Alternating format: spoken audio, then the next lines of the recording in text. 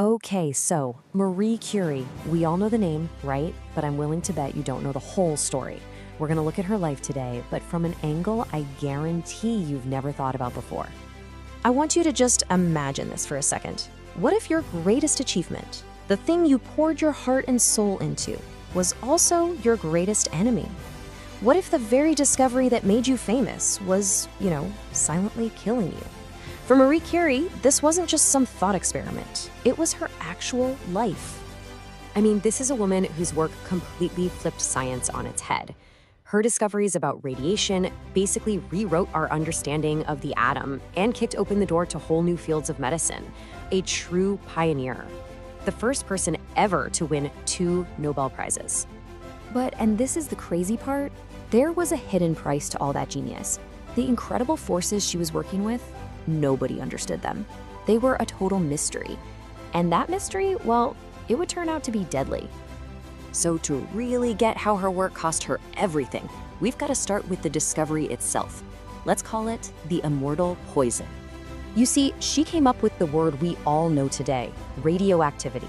Scientists knew there were these weird, mysterious rays coming off of elements like uranium, but they had no clue what they were. Marie? She made it her life's mission to figure it out.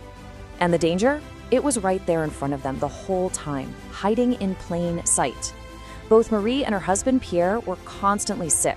We're talking total exhaustion, serious weight loss, and get this, their fingertips were literally burnt and numb from handling the stuff. They had no idea they were suffering from radiation poisoning. And that poisoning, well, it would eventually lead to the aplastic anemia that took her life.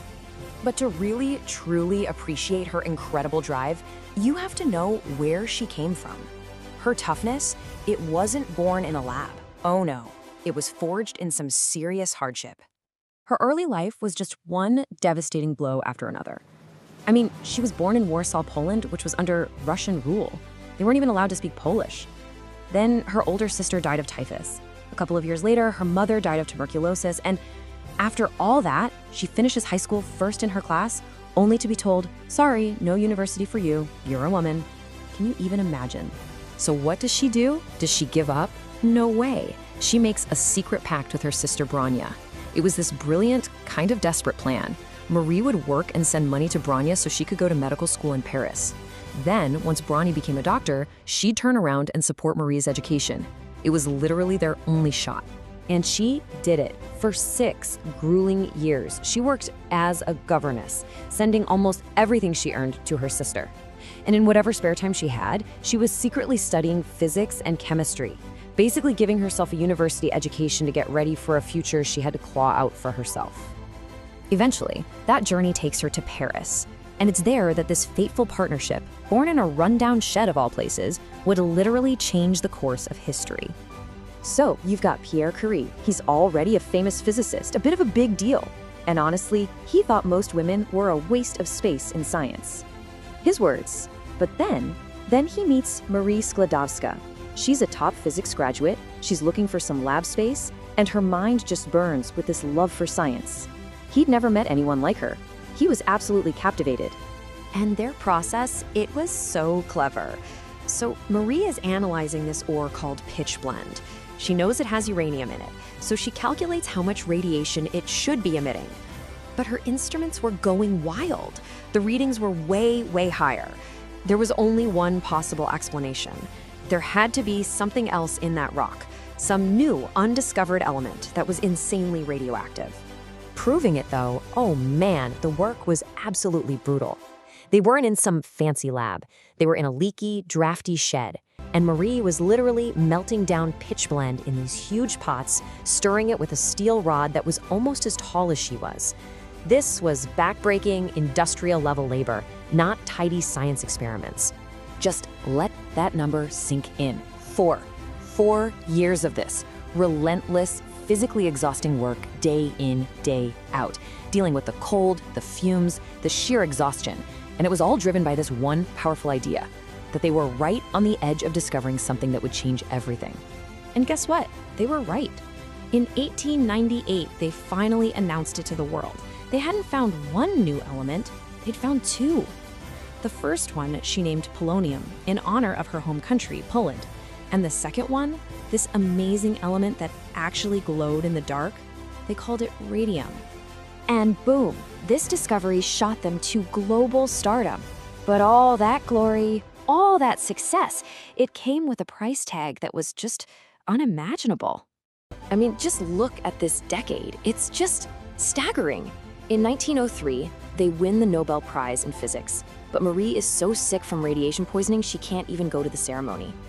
Just 3 years after that, Pierre is tragically killed, hit by a horse-drawn carriage. And in the middle of all that grief, what does she do? She takes over his job at the Sorbonne, becoming its first ever female professor.